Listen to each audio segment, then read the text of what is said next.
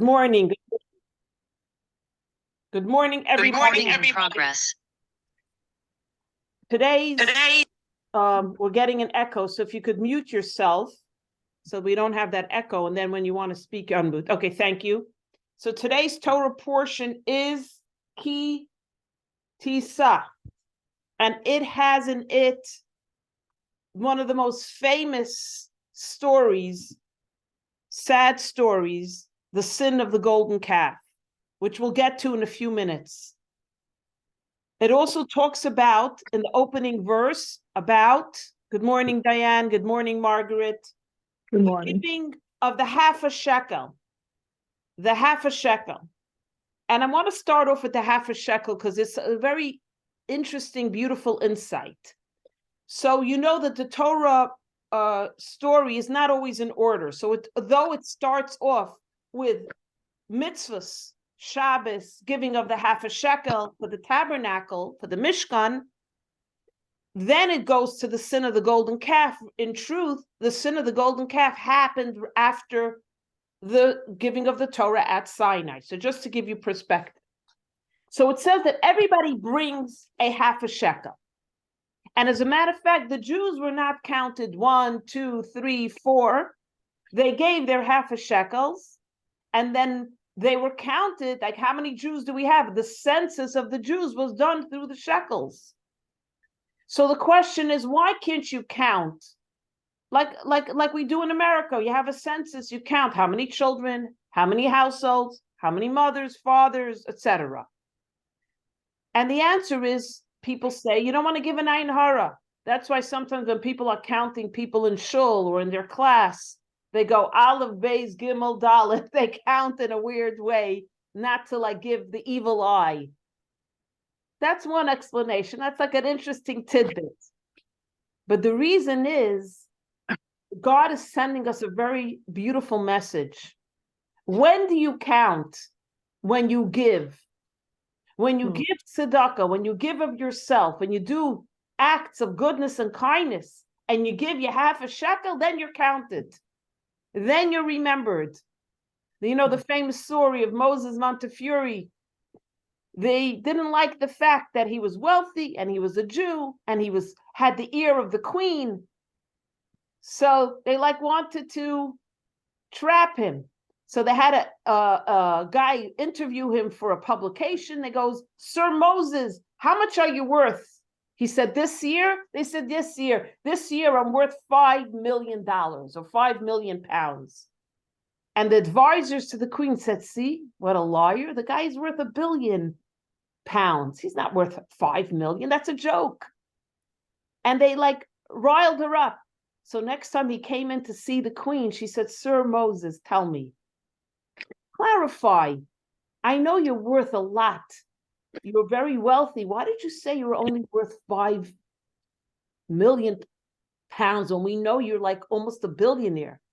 And he said, Your Majesty, this year I gave so far 5 million pounds for charity. That I own. That I can count. That counts. I'm counted for. The rest of the money I don't own. God could take it away in a second. What I give is what I own. And she said, Sir Moses, now I know why you're my advisor. She loved it. She respected him even more. So by telling us, you will be counted by your half a shekel that you give, God is telling us, when do you count? When you give. When you give of yourself, when you give charity, and so on, tzedakah. Which also comes now to the second question. Why only a half a shekel? Ask the Jews to give a whole shekel. How much is a shekel already? How much is a shekel? I'll tell you a funny story. When I was a kid, I collected shekels. And I had a whole bag of these little shekels. So when my granddaughter went to Israel for seminary, I gave her the bag of shekels. I'm like, here's some spending money. So she calls me later. She says, Bubby, each one of those was worth exactly 1 cent. She said, what can I buy for 1 cent? I said, so give it for tzedakah. So why only a half a shekel? And here and again lies such a beautiful, beautiful insight on so many levels. Because God is sending us again a whole perspective and attitude on life. That no Jew, no man, woman, or child is complete on their own. You always give only a half. And you couldn't give more, by the way. Even if you were wealthy, you gave a half a shekel. And if you were poor, you also gave a half a shekel. Because God is telling the Jewish nation, you are not complete unless you're part of the gang, you're part of the crowd, you're part of your people, you're one with your people. The message of the half a shekel is we sometimes look at ourselves, I'm complete, I don't need anybody. Each man is an island. I can sustain myself, I can survive myself, I don't need anyone else. God is saying no. Every Jewish person is part of the whole. The Alter Rebbe explains it in Hasidus, which is Jewish mysticism, that how do you love your fellow like yourself? How do you command someone to love like yourself? Love is an emotion. The Alter Rebbe said, if you look at yourself, that you are part of a hand, 5 fingers, 10 fingers, which finger do you like best? And if one finger gets hurt, the whole hand hurts. Did anyone ever step on your toe at a wedding? I was at a wedding, someone smashed on my toe during dancing. Oh, yeah, I couldn't walk the whole night. You say, it's only a toe. You have 9 other fingers.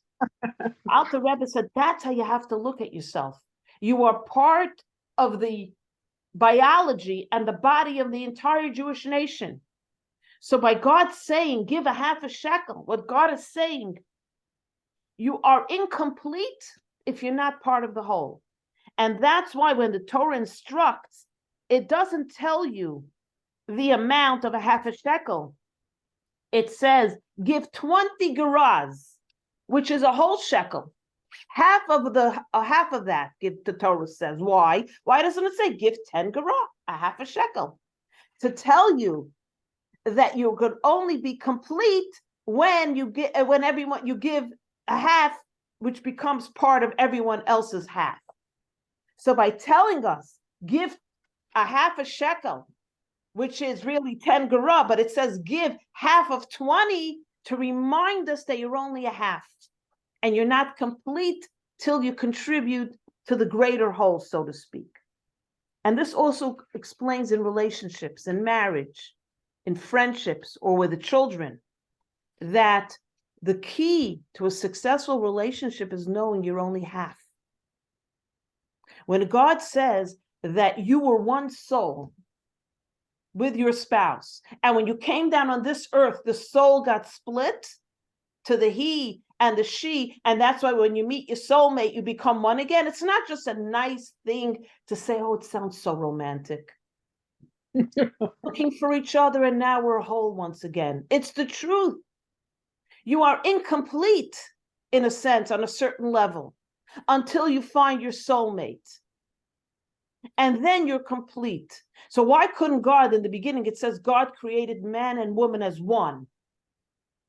Why go through the trouble of then splitting it and making a male and a female? In the beginning, mankind was one body, male and female attributes, physical composition, and so on.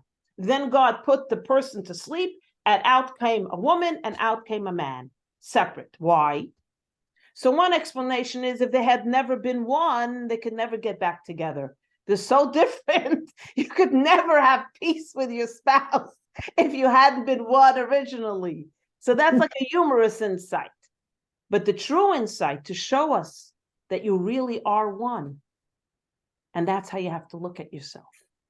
And this is in our relationship, not only with spouses, but with children, in any relationship we value. If you want a good relationship, you have to look at the other party as they complete me. They add to me and I add to them. And that's the secret of the half a shekel. That's the secret of the half a shekel. To understand and look at ourselves, not like, I don't need anybody. I'm the greatest on my own. As a matter of fact, nobody could do as good as I can do. So why delegate? Why rely? But the half a shekel shows you're never complete until you're joined with your other half. And the other half could be also like looking at it as the Jewish nation. And that's why it hurts us so much about Israel. If they weren't part of our psychological, emotional soul connection with every Jew, Kol Yisrael Arevim Zeh Zeh, it says, every Jew is responsible for the other. We wouldn't feel it. We wouldn't feel the pain as much. The reason we feel the pain of what's happening in Israel, even though we're in America, I don't want to say safe and sound because I don't know if we're safe and sound, is because our souls are all connected. So if you're feeling the pain and you're feeling sad, it's because you're connected, not because you're just, I'm an emotional person. I get very emotional. I was watching videos on YouTube of the soldiers coming home and they have that song they play. And as many times as I watched the video with different faces, different families, twin brothers who were just reunited, both fighting in different parts, I cry. It touches me so deeply. I don't know why, but I know why. I see this, you could say it's the same video. Come on, it's the same song.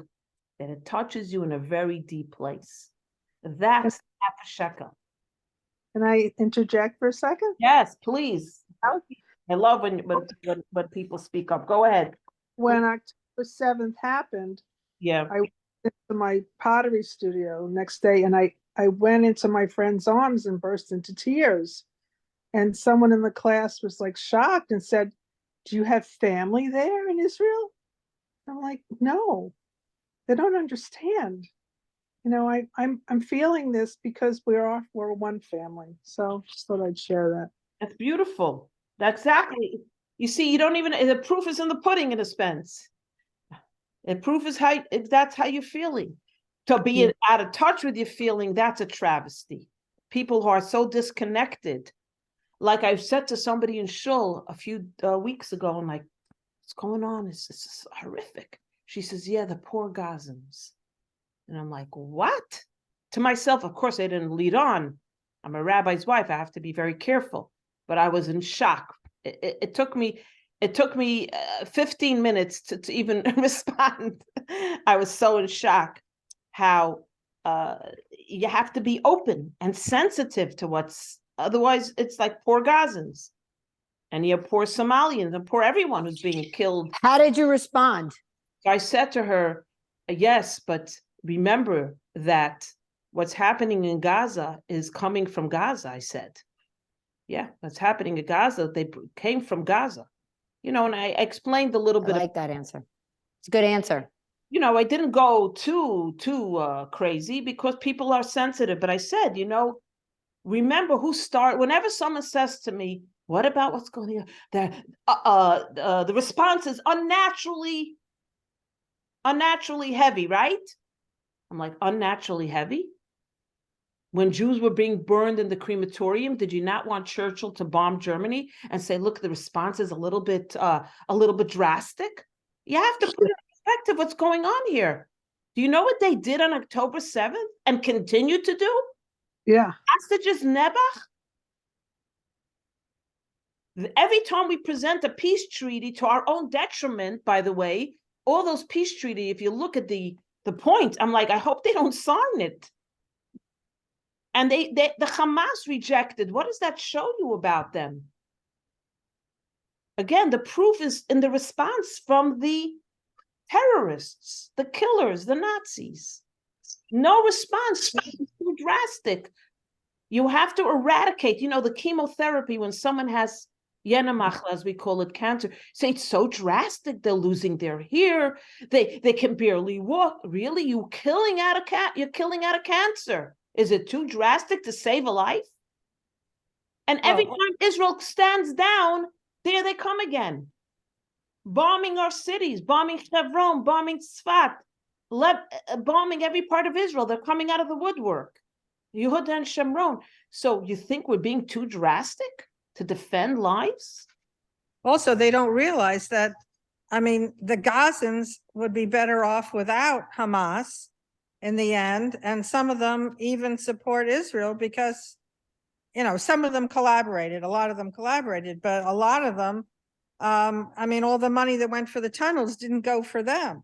So they should be resentful while it's, There's so many things I want to say why the Arab countries are not opening up their borders for their poor Gazans, but let's go back into the Torah portion. I'm sure we'll have an opportunity to it may also, I'm sorry, sometimes I'm repetitive, but I find when I vent, I feel better a little bit, that I'm kind of being heard a little bit. You know what I mean? I feel like a little better when I say my speech, my line. So it makes that's why I always say, everybody speak up, share. It's a form of therapy to be able to say the chutzpah, which is a small word for what's going on. But before we go into the sin of the golden calf, which is so pivotal, so monumental, and really teaches us the foundation of who we are and how we approach our lives, I want to share an insight because Jane mentioned the grandchildren about God. Before we go into the sin of the golden calf, the Torah portion starts giving out the mitzvahs, Shabbos, keep Shabbos, and so on. And I always say this, I'm sure you always say, where is God? God is everywhere. Or where is God where you are? Like someone said, I need to go find God. Go home, you'll find God. In other words, where you are is God. But now I want to share another insight when I was thinking about it, that though we say God is everywhere, and wherever you are, God is, because you have a part of God. And you don't have to seek God in a shul. You don't have to seek God in the rabbi's study or in a Jewish library. God is where you are because your soul is part of God. But on the other hand, also, we have to say that what's the point of the mitzvahs based on this Torah portion is God is not only everywhere, God is somewhere. Where is God? You want to pinpoint God sometimes. You want to God is everywhere. I like that.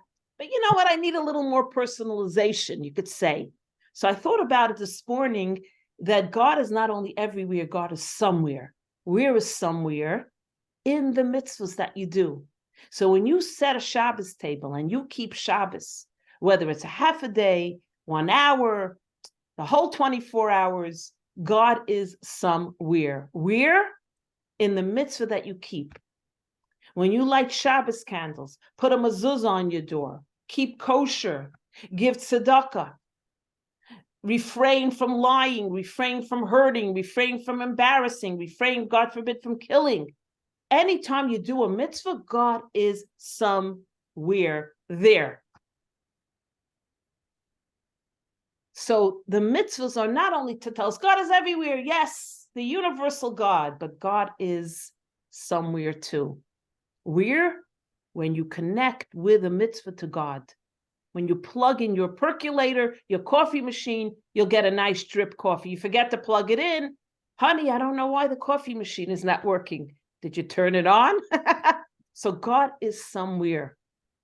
God is somewhere where you do the mitzvah, where you create that connection. So God is everywhere, but also God is somewhere. I remember there was a guy in Crown Heights. My father knew everybody. They would stop him on the street. We live about 15 blocks from the big shul 770. But when my father left shul, he first of all left last because everyone wanted to talk to him. He practically closed the doors with the gabbai at night. And then my father was a slow walker because every block someone asked him a question. And it took us about 35 minutes for a 10-minute walk. Okay. So my father meets a guy. The guy has now line gapayas. He has side locks. He's wearing a shtreimel, not the Chabad garb. We don't wear shtreimel. We don't have the long payas in our tradition. My father says to the guy, Yitzchak, what happened? But he says, I became a Breslover. My father says, you became a Breslover? Why did you become a Breslover? So he says to my father, because I need a Rebbe that's for me. The Lubavitcher Rebbe is for everyone. I need a Rebbe that's only for me, my private Rebbe. So I became a Breslover of this Rebbe because I need a private Rebbe. I need, in other words, mentor. So my father started to laugh. because my father said to him, oh, you need a private Rebbe, but the Rebbe is your Rebbe. He is a private Rebbe.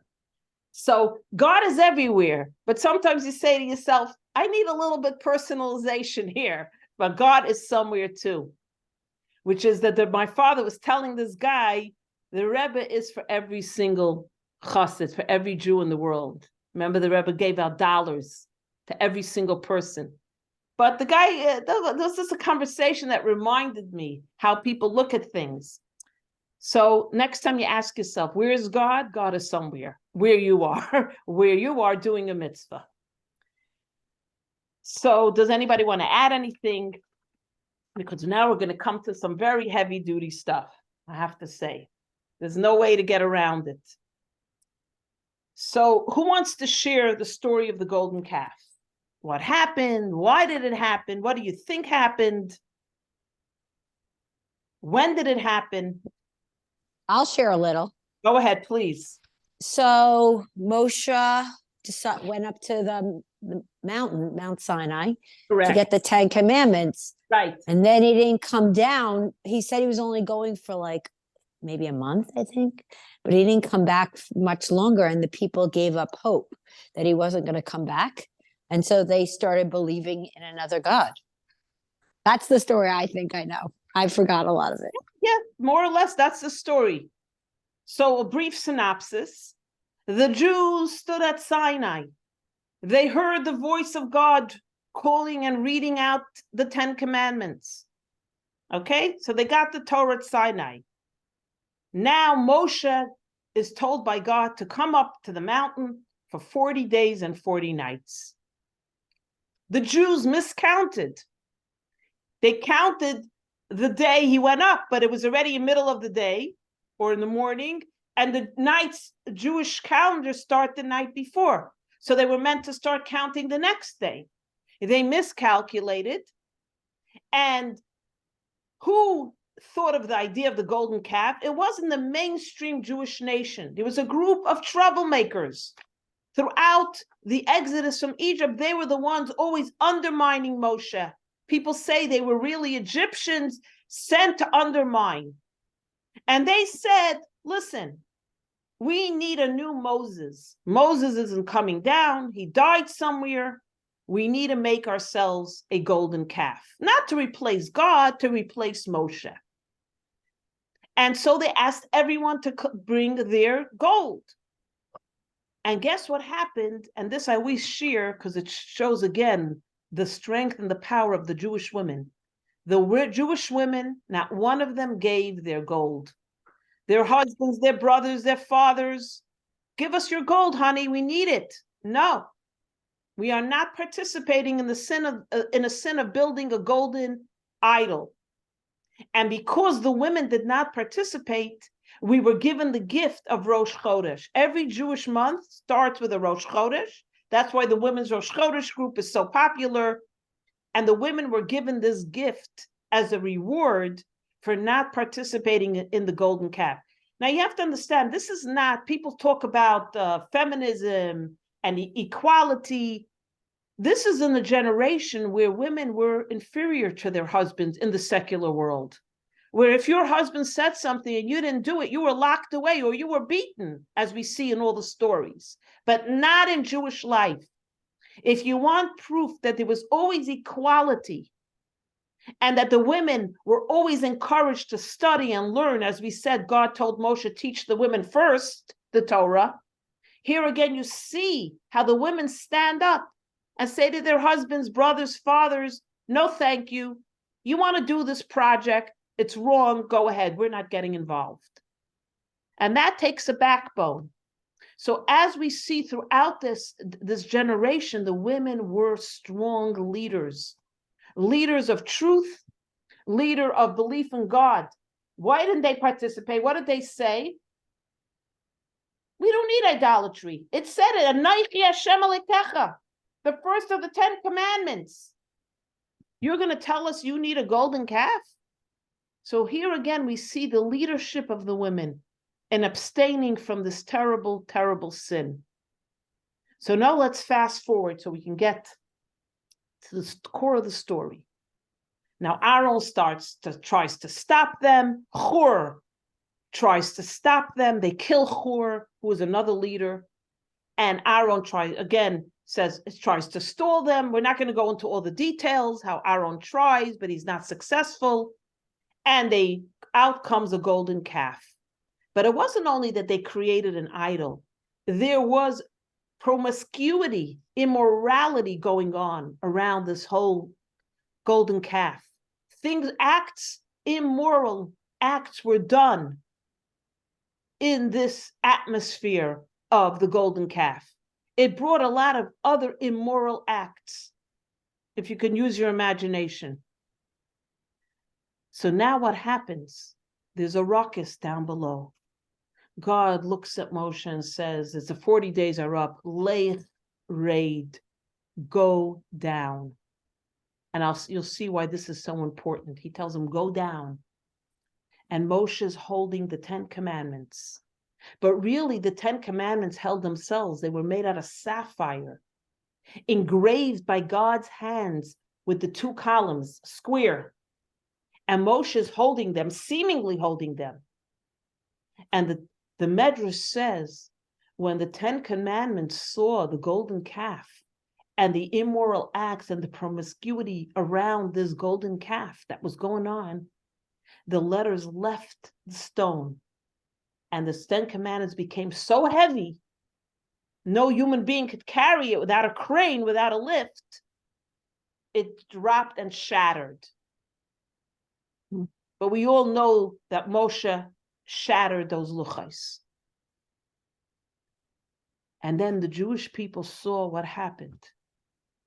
And they saw the terrible, terrible travesty and the transgression. They saw what they did. So this is the story in a nutshell. And we have many, many, many questions about this. How could the Jews, first of all, you ask your questions. What does this story even, I'd love everyone here to say, when you hear the story, what are your questions? What are your comments? And of course, the 3,000 men who led this campaign to build the golden calf were immediately perished. They died. And the other Jews, God said, I'm going to kill them. We're going to wipe out the entire nation. And Moses, a new generation will come from you. And that's what Moshe says, like we said last week, blot me out of the Torah. If you kill the Jews, you take me with them. I don't want to have anything to be in your Torah if this is what you're going to do. And then we know eventually God forgives them. So like that's the end of the story. But what are the questions you can ask? There's so many pivotal questions here. Does anybody want to ask any questions? Don't be shy.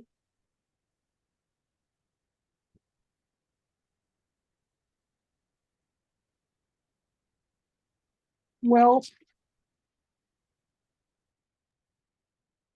did Moses have any inkling that this was going to happen? I think so. You feel he did? Do you feel that he knew that this was going to happen? No, I think he was shocked. Right. Okay, good. Right. Now, Mitch said that the rabbi said that the golden calf was like alive and grazing. There's a medrash that said it came alive, but I'm not so familiar with that medrash, but I think I recall something like that. You mean it took on a life of its own? Okay, there was witchcraft, perhaps. I'm not so familiar. I could look it up. I'm not so familiar, I have to say. I think I remember hearing that. I never heard that. That's amazing. Yeah. I never heard that either, but as you said, a life of their own, it could apply to how lack of faith and how negativity can take on a life of its own. And a questioning, which we're supposed to question, but negativity and the talk road. It's pretty scary. Yeah. wasn't it very new to them, the 10 Commandments? Very good. It was very new to them. They didn't, Yeah. They experienced the journey. Well, they didn't get to Israel yet. I'm sorry. So they're still in the desert. They Right. get the 10 Commandments. Hashem as much as he spoke to the people, the 10 Commandments, and taught, you can't speak it. You have to learn it and you have to soak it in. It has to be, I don't know if it was, maybe it went deep enough. So they retreated from being good and they went to another God or something, like something portrayed. They were portrayed. I'm sorry, I'm losing my words. But it didn't soak in the 10 Commandments at first. I don't believe. Maybe it wasn't until he came down. I don't know. Maybe you're saying they didn't understand the spiritual purpose. Maybe they just didn't believe, as their belief wasn't so strong, so they broke. Maybe. Well, I think you're right. It was a turning point, really, in civilization. I mean, we were swinging from trees before this, right? And then all of a sudden, hey, these morals we have to live by. I mean, they wanted to believe in them. I'm sure they did believe, but after he didn't come down, they started to say maybe it wasn't that and it wasn't this. I'm trying to put myself there and to think about, like, it's a very powerful thing. It's just hard. It's hard to say to a kid, go to a Jewish school and believe in God. Some kids don't believe in God. They have a hard time believing in God, even if they learn Torah all day. I mean, there are people that just don't believe until something happens where they need to go to that God and say, I need help or something. Very good. So I think so there's two whole ideas I want to share, but I want to share the other ideas I think I've shared in the past, but there's something I studied that I think is I think it's spectacular. I hope you'll feel the same way. So let's see what happens, because this is what I want to bring to the point. So they build a golden calf, and we'll discuss in a minute how that happens as part of this discussion. And Moshe says to them, Moshe says to God, if you're going to destroy the people and you think I'm going to be the future of the next generation, blot me out. I go where my people go. And that's where God acquiesces. And of course, we know he goes up for 40 days. He comes down with the second luchos and Shalachti Yom Kippur. That's how Yom Kippur comes, where God forgives them for the golden calf. And that's why on the Yom Kippur, and that's how Yom Kippur became the universal day of forgiveness and repentance. But now let's take a step back. So God listens to Moshe pleading for him. For 40 days and 40 nights, Moshe pleads, please forgive them. They didn't need to want to do it. And he has a whole litany of defense for his people. And finally, God acquiesces. But listen to what God says at the final moment when he forgives the Jewish people. God says, and now, go lead the people, I'm reading from the Chumash, to the place which I have spoken to you, which is Israel. Behold, my angel will go before you. But this is pivotal. But on the day I make an accounting, I will bring their sin to account against them. So God says, I forgive them. But whenever I'm going to make an accounting of their sins, what does God say? I will bring this sin to the account. So what does it mean? Who wants to say? God forgives them, but is he going to forget? No. Next. Now Rashi, the classic commentator, jumps in, and you'll see why it's so important that I'm sharing this. What does Rashi say? I have listened to you, God says, not to destroy them all at once. But always, always, when I take accounting of their sins, I will also account a little of this sin with the other sins. No punishment that befalls Israel, the Jewish people, in which there is no part of the punishment for the sin of the golden calf. Now, this is a very enigmatic statement by God, because what do we know about God and forgiveness? The Talmud says very clearly that when you, and there's books and books on tshuva, repentance from Maimonides, when you ask for repentance, when you repent, it becomes a clean slate. Yom Kippur, it's a clean slate. It's not like in the corner, we're going to keep a little footnotes of your sins. There is no footnotes with God. It's wiped clean. It says, "B'makom shabal tshuva omed tzaddik gomer lo yachol omed." In the place that a person who repents cannot stand, that tzaddik who never sinned cannot stand in that holy place, because the power of repentance and tshuva is so great. But yet it seems, according to Rashi, that even though I forgive you guys, I'm not going to wipe out the generation right now, even though we know that this generation didn't go into the land of Israel. What ended up happening, they had to travel 40 years in the desert, and then they got those 40 years, the men and boys over bar mitzvah died out, and the next generation went into Israel. So they were punished, but it was spread out. So why does God say, why does Rashi feel that God will always remember the golden calf?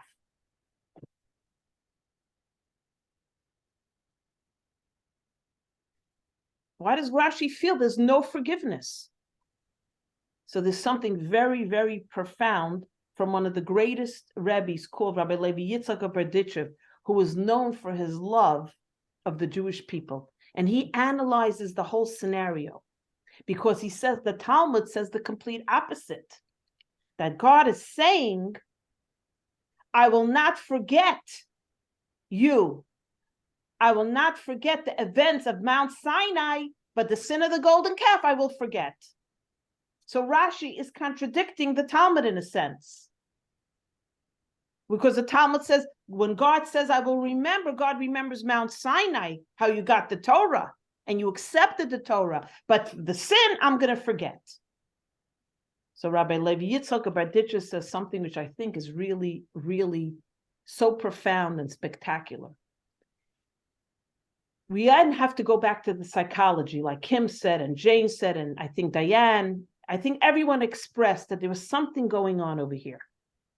Now, if you look at the story, look at the Jewish people. They saw every miracle possible as they left Egypt, the plagues, the splitting of the sea, and then at Mount Sinai, the miracle, hearing God's voice, the thunder, the lightning, everyone is healed, miracles galore. So you say to yourself, of course. When God says to them, do you want the Torah? What do they say? Nasa v'nishma.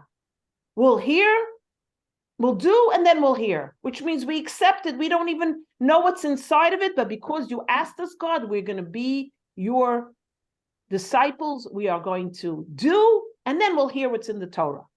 So when they said Nasa v'nishma, what do you say to yourself? Wow. Of course, the Jewish people are going to say that. Look at all the miracles that just happened to them. And even if you don't want to look at the miracles, they are the descendants of the patriarchs and matriarchs. They are the descendants of the greatest people, Abraham, Isaac, Jacob, Sarah, Rebecca, Rachel, Leah. Of course, they're going to take the Torah at Sinai.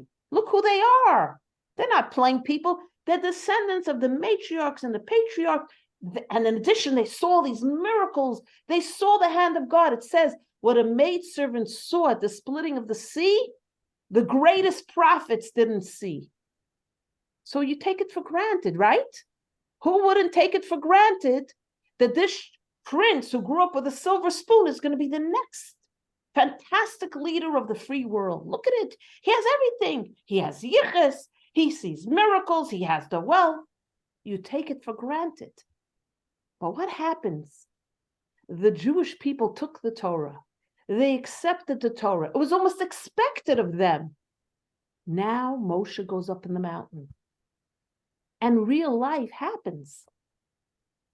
There is inside trauma, inside questions, inside turmoil. Like Kim said, it was almost expected of them to be the perfect Jew. But then an opportunity presents itself. And though not all the Jewish people, like the women, didn't participate, thousands did participate.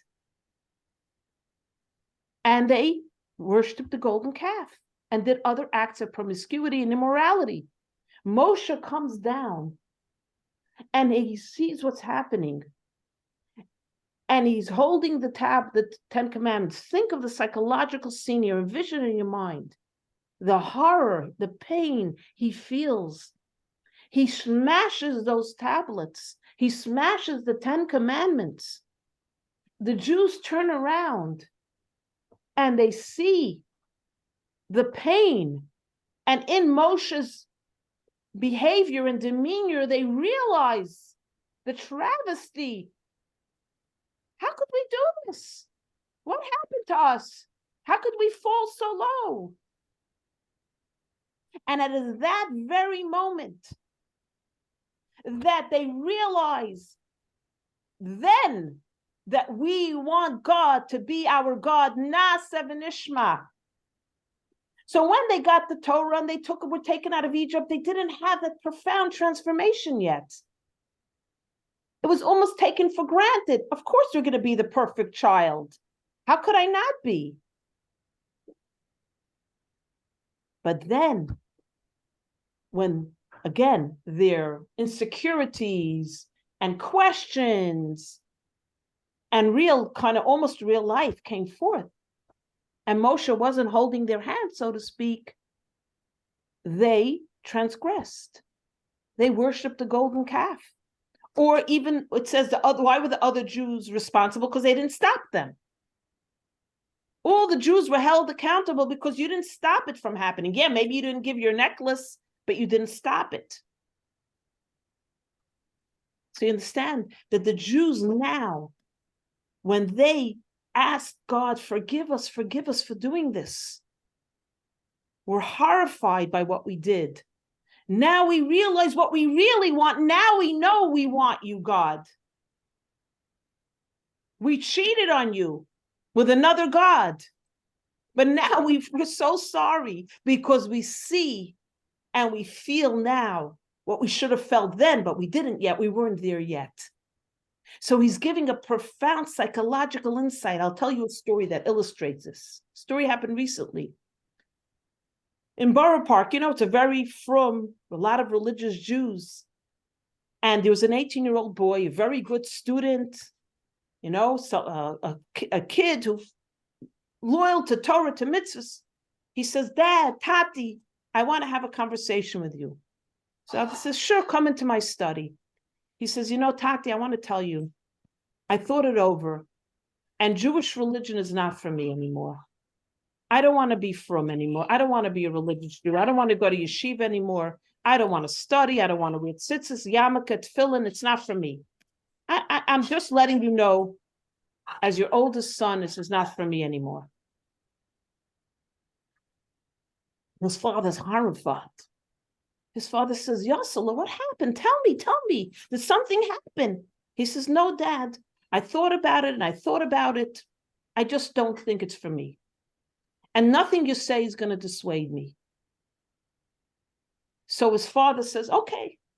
He's, of course, in terrible pain, but he's not going to antagonize his son. He wants to show his son he loves him. So the boy lives at home. And what is he expecting? That the next morning the boy is going to come downstairs, no beard, no payas, no kippah, no tzitzis. No, he wakes up in the morning. His son is up and early, running to catch the bus to go to yeshiva.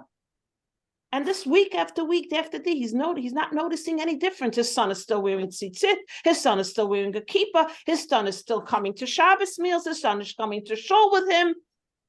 But he doesn't want to say anything because his son just notified him that he doesn't want to be frum anymore. So he doesn't want to like spoof it. Maybe his son is doing something when he's not around. So finally a month goes by and he sees no change in his son. He says, Yossela, can I talk to you for a few minutes? He says, sure, Tati. He said, I don't want to rock the boat, but you mentioned to me you were giving everything up. And I have to tell you, I am so amazed by your behavior. Yarmulke, tzitzis, tefillin, learning, coming to shul, davening, kosher. As a matter of fact, it seems to me you're even better than before. I can't believe what an unbelievable prototype and example you are for the family. You're amazing. So his son said, Tati, exactly.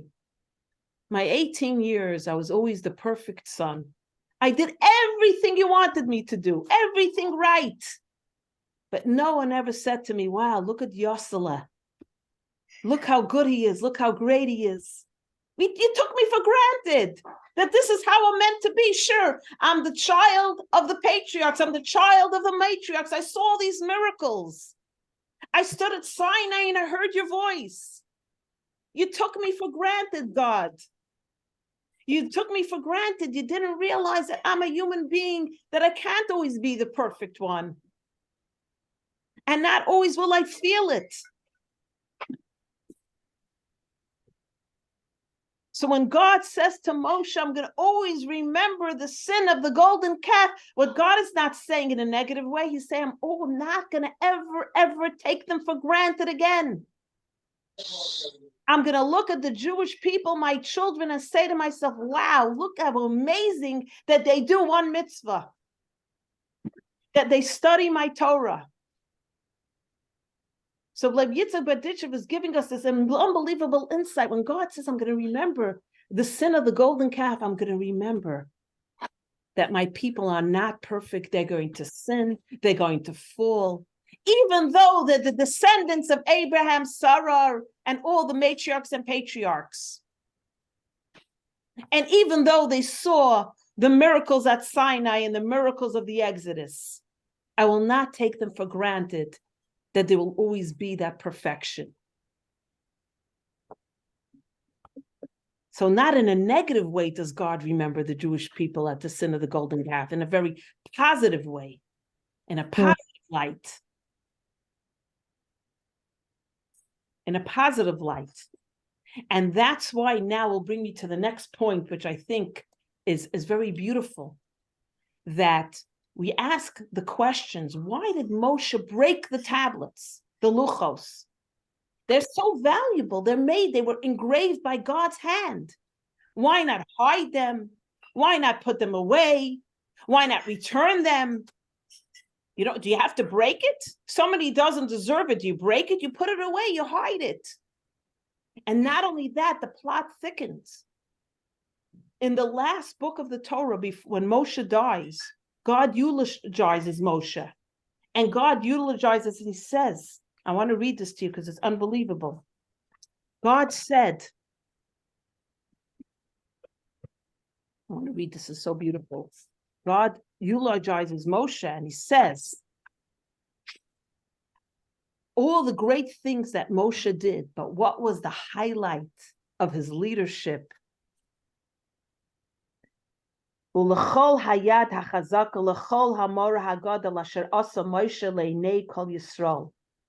was the greatest accomplishment of Moshe, says God, and for all the great might and awesome power that Moses displayed before all of Israel. And Rashi says, what did he display before all of Israel? And the answer is that he shattered the tablets before their eyes.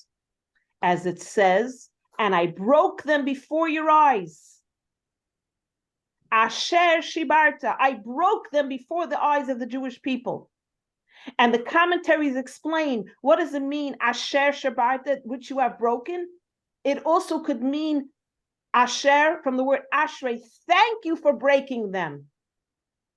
When Moshe breaks the tablets, God says to him, thank you for breaking the tablets. His greatest accomplishment was he broke the tablets. Now, you'd say, this is crazy. You eulogize a person, the greatest leader of all Jews, that he broke the tablets? Maybe hide that fact. Maybe hide that fact. But what happened was, when Moshe broke the tablets, why did he break them? Like we said, why didn't he hide them away? Why is God lauding him for breaking the tablets? So the simple reason is, the Torah, the tablets, the luchos, were a testimony to the marriage to the Jewish people. If there's no marriage contract, there's no adultery. If you're not married to the guy and you cheat on him, there's no contract, there's no marriage contract. The luchos, the Torah, was the marriage contract between God, the groom, and the Jewish people, the bride. So Moshe broke the marriage contract, but that's the literal. Hmm. When Moshe broke the tablets, before their eyes, when Moshe broke the tablets of their eyes, he was showing them the most profound understanding of their relationship with God. That it is precisely in the broken tablets, in the broken, fragmented pieces of life, that you can reconnect and find God. When the Jewish people were pristine and they stood at Mount Sinai, they got the tablets that were perfect. God engraved them. Moshe just carried them, so to speak. They were pristine tablets. But they weren't pristine people, they were human people. So the tablets, the luchas that reflected that purity, perfection, pristine relationship with God was no more. They showed their human nature. They betrayed God, they worshiped an idol, they sinned, they transgressed. So those tablets couldn't anymore be the tablets, the luchos of the Jewish people. So they get broken by Moshe. And God says, thank you for breaking them. Because by breaking them, the Jewish people saw a profound lesson. That one, God won't take them for granted, as we said before, but more, that God is not looking for only wholeness in us. God is not looking for perfection in us. God is not looking for pristine man, woman, and child. I'm perfect. You never make a mistake. For 18 years, you never ate something wrong. You never did anything wrong. I'm taking you for granted. God says, in brokenness, sometimes in your imperfection is perfection. So when Moshe broke the luchos, he showed the Jewish people that your relationship can always be there. It'll never be eradicated. It'll never be disconnected. In brokenness, use light. Like the story of the lady with the broken pots and they watered, right? Her pots watered. People said her water dripped out of her broken pots. At the end of the day, the plants grew on both sides of the road because her pots had holes. From brokenness comes the greatest light. And we fail sometimes to realize, we think to ourselves, listen, I'm imperfect. I'm a this, I'm a that. God has given up on me.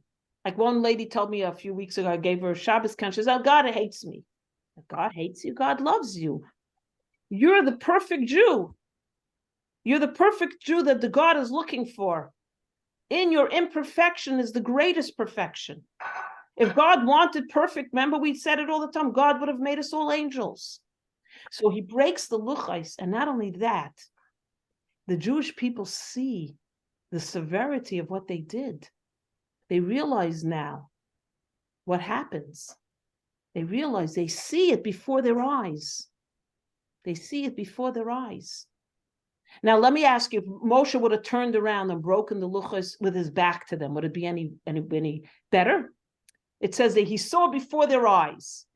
What's the importance of the Torah saying, and he broke it before their eyes?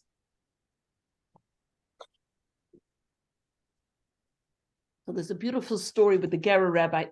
Tell me if you remember it from a while back. I think I told it. So the Gerer Rebbe was a survivor of the Holocaust. His whole family was wiped out.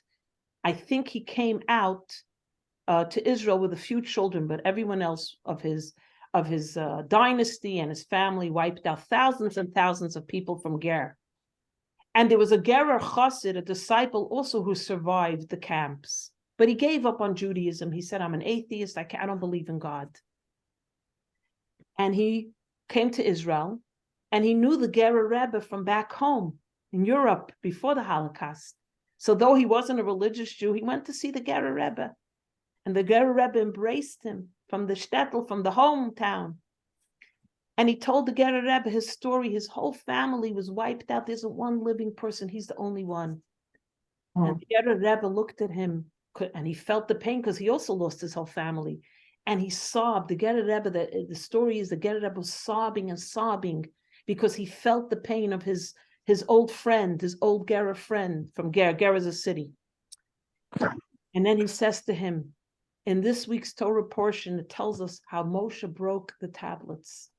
And it says, before your eyes, Lifnei Anechem, Moshe broke the luchais.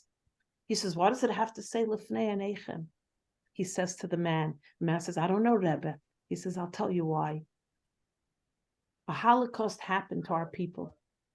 On October 7th happened to our people. Before our eyes, what do we see? Death, atrocities, killing, pain. Where is God in this whole scene? Where is God? Before your eyes, what do you see? Brokenness. The luchais were broken, shattered. This is what the Jewish people saw before their eyes. But the Ger Rebbe says, but there is something that we don't see with our physical finite eyes. There's a God, there's a soul behind everything in the universe with meaning and understanding. We don't see it with our eyes. With our eyes, we could only see what we could see, the pain, the suffering, the horrors. And God is saying to us, what you see, but know that there's more to the story. There's more than meets the eye. That in the brokenness, there is healing, there is help, there is energy, there is growth, there's repairing, there's rebuilding. He said, so before your eyes, what do you see? You see a Holocaust. You see death, you see horrors. But know that behind the scenes, so to speak, if you can look in the infinite world, so to speak, not in the physical, what you actually see, know that there's a much deeper understanding of what's going on. We don't know what's going on, but there's something so much deeper and deeper. And that's why it says, before your eyes, we see brokenness and pain. But what's going on behind the scenes, we have to look. That there's so much more to it. And wouldn't we want to know, of course? And so when Ger Rebbe finished the story to this Jew, the Jew, of course, he cried, he hugged. And over the years, he became closer and closer. And once again, became a Torah observant Jew. So I think that there's times brokenness, there's things shatter, sins break. And before our eyes, it looks like the end. What more could there be after this? But we know that there's always something, the soul, the understanding of God, that we don't see with our eyes. And that's why God lauds Moshe and says that this was his greatest accomplishment. Because first of all, of course, he was for his people and with his people. But he showed them that even in brokenness, even when things are, you're on the abyss, you can always come back. Because when there's a crack, the light shines through. When there's a solid wall, no light will shine through. You can't get light, you need a window. And even when there's a crack, at least it lets the light in. And sometimes that's when we find our deepest power potential, when there is a brokenness. When we're complete, when everything is pristine, it's wonderful. The first luchais were perfect, written by God, engraved by God. How could you get better than that? The second luchais, who writes them? Moshe stands there with a chisel and he chisels out, and then God puts the words into that. And then God says the second luchais are going to have even more. They're going to have the oral tradition embedded in them. So from the breaking of the luchais came a second pair of luchais that had even more insight and more education and more learning, the whole oral tradition. And we got Yom Kippur, the Day of Atonement. And that's why in the temple and in the Mishkan and the Beis HaMikdash, the ark contained the whole luchot, the broken luchot, and the Torah scroll. Why the broken luchot? Isn't that a remembrance of the sin of the golden calf? But there in the broken luchos, God shows the Jewish people how he values them, even when they are not in tune with God. Even when you're broken, you're mine. Even though you don't know why there's brokenness in the world, God says, you're in my ark, you're with me. We never forget that even when things are broken, and even when there's a destruction, a Holocaust, and suffering, God puts those pieces in his ark. Though we don't understand the reason, and we want to understand, but we don't, God says, you're always with me. We're not hiding the broken luchos, because they represent the foundation of our relationship with God.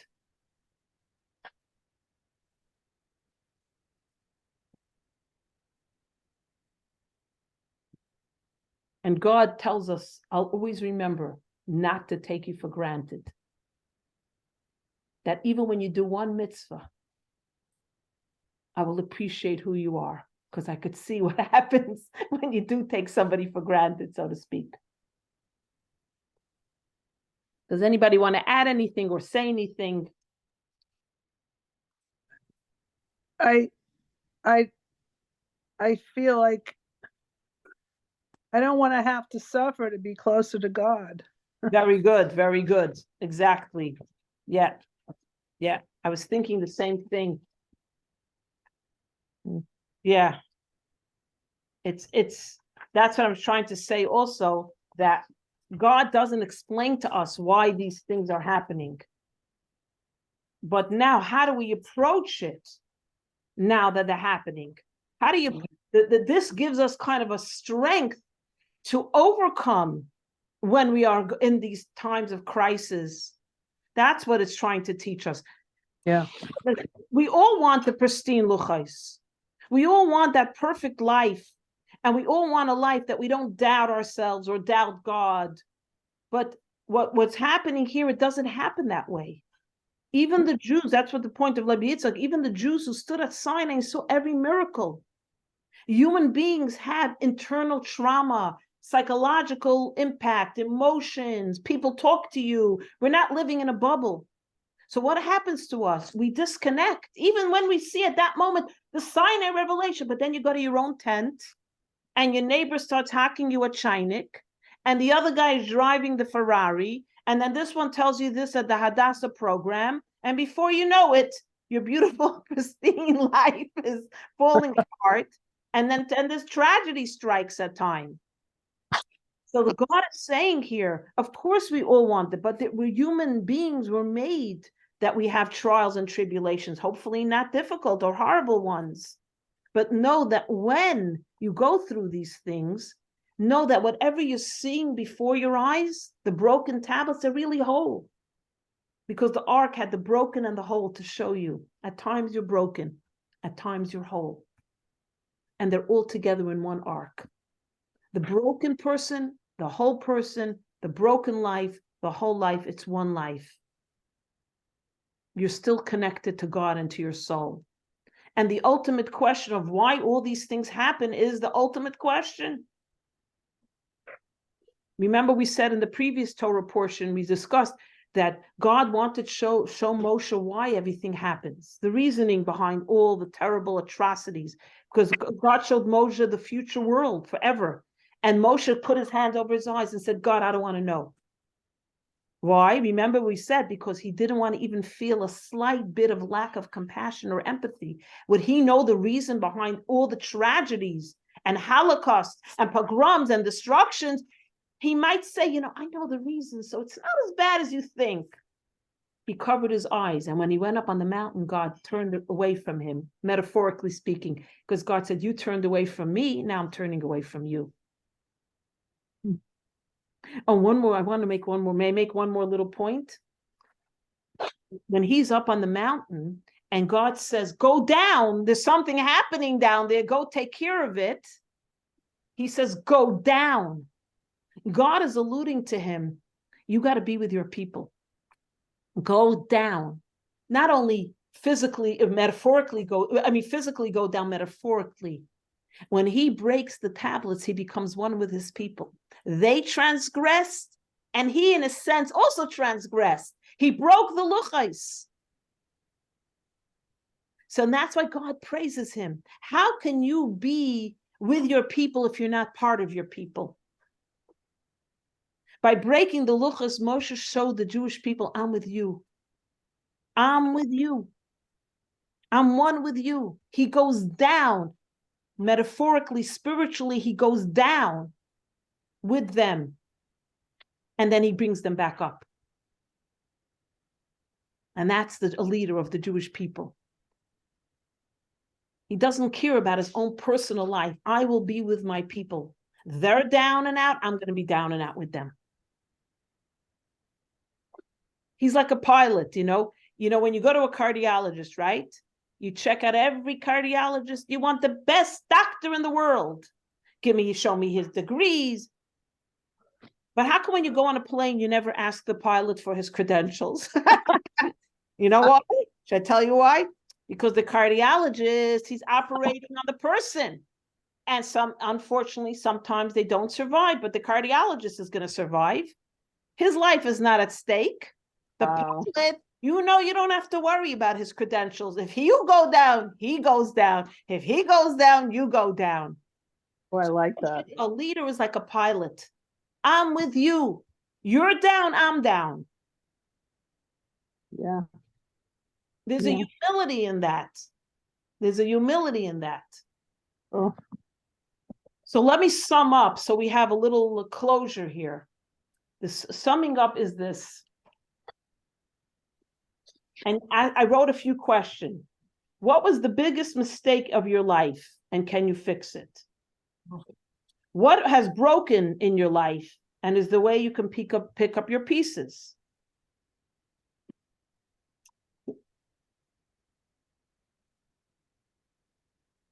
Describe some things in your life that are wholesome and complete. So you have to also look at yourself as, I'm not always a broken person. There's things in my life that are very wholesome and complete.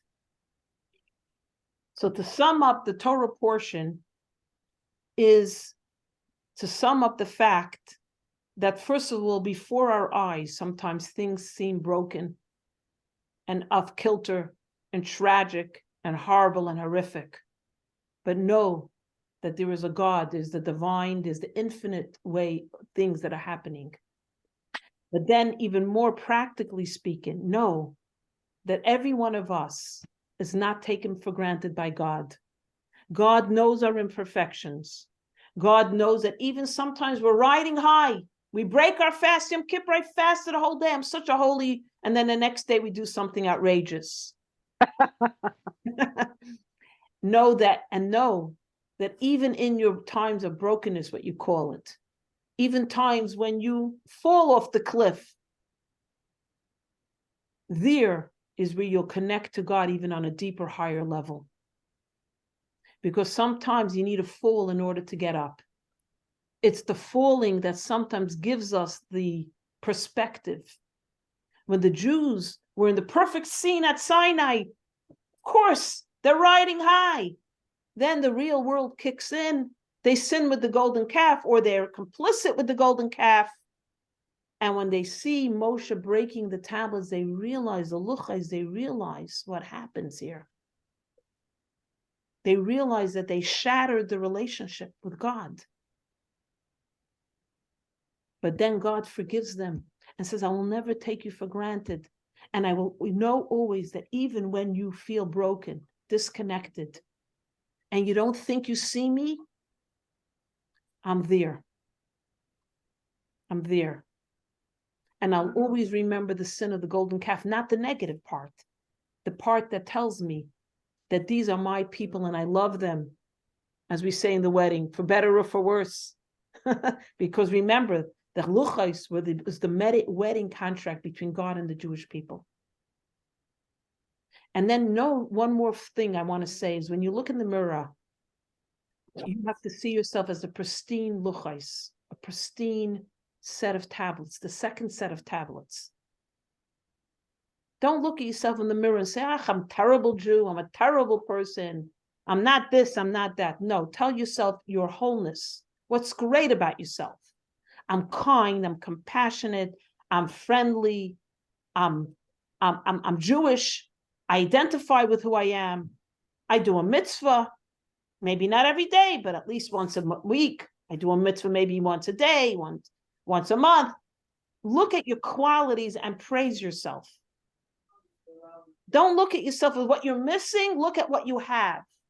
Because if you go from a perspective of confidence and love for yourself, you'll want to be better. You know, like when you get that first Botox shot, my friend told me she felt like a new woman. She lost 10 pounds. She got contact lenses. She got a makeover, all because she got that one wrinkle removed. So you look yourself in the mirror and go like, you know, I'm a good Jew. I'm standing up for what's right. I'm doing these mitzvahs. You'll want to do more. Don't look at yourself, I'm broken, I'm this, I'm no good. No, I'm never going to be a Rebbitzin. That's what I always say. I'll never be the Rebbitzin. And you know what? You're not meant to be the Rebbitzin. She is the Rebbitzin. The Rebbe's wife, Rebbitzin Chaimushka, was the Rebbitzin. You know? So know that you are perfect. And you could be more perfect. Why stop now? And to conclude, I'll say what my Baba always says. If good is besser nish besser.